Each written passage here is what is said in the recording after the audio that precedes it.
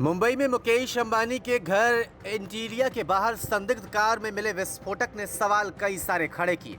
इस मामले की जांच भी जारी है। पता लगाने की कोशिश की जा रही है कि आखिर इस कार में इस हालत में आखिर किस मकसद से रखा गया था विस्फोटक। इस कार के अंदर 20 जिलेटिन की छड़ें मिली है जो खतरनाक होती है।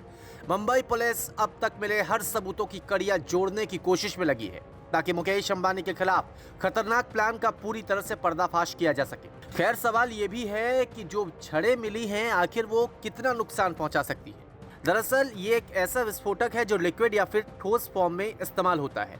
डेटोनेटर के बगैर इसका इस्तेमाल नहीं किया जा सकता है। जिलेटिन स्टिक्स में धमाके के लिए डेटोनेटर जरूरी है। आतंकी और नक्सली संगठन भी इसका इस्तेमाल धमाके के लिए करते हैं। जिलेटिन एक हाईली एक्सप्लोजिव सब्सटेंस है। ये जनरली माइनिंग इंडस्ट्री में पहाड़ों को उड़ाने के लिए काम आता है। इसी कारण इसमें विस्फोटक क्षमता बहुत अधिक होती है और 20 छड़ों में इतनी कैपेबिलिटी होती है कि वो आराम से कोई बिल्डिंग को नीचे धराशायी कर सके। कोई घर को आराम से उड़ाया जा सकता है। बेसमेंट अगर उड़ जाएगा तो अपने आप पूरी बिल्डिंग धराशायी हो जाएगी। इसके अलावा ये गाड़ियों के लिए बहुत यूज होती है।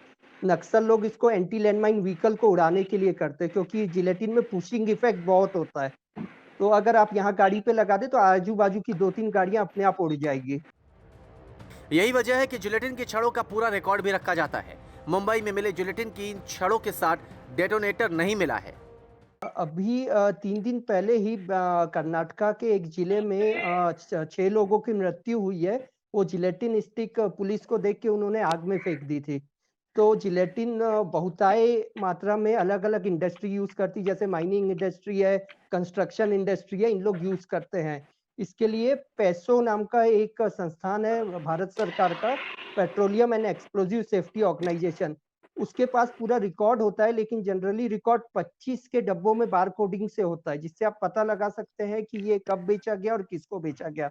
लेकिन जब 1-1, 2-2 पीस में ये अलग हो जाती है, तो इसको रिकॉर्ड रखना मुश्किल है। भारत सरकार अब जल्द ही कानून ला रही है कि हर जिलेटिन स्टिक पे बारकोड होना कंपल्सरी होगा। नक्सली जनरली जिलेटिन का यूज़ करते हैं। बहुत बार ये खासकर छत्तीसगढ़ और महाराष्ट्र में गढ़चिरौली में आपको याद होगा 2019 में मई में 15 पुलिस वालों की गाड़ी उड़ाई गई थी जिसमें जिलेटिन का इस्तेमाल हुआ था।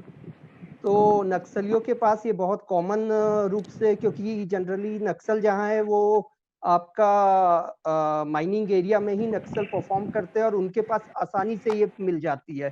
तो ये नक्सलियों का पसंदीदा एक्सप्लोजिव में से एक है।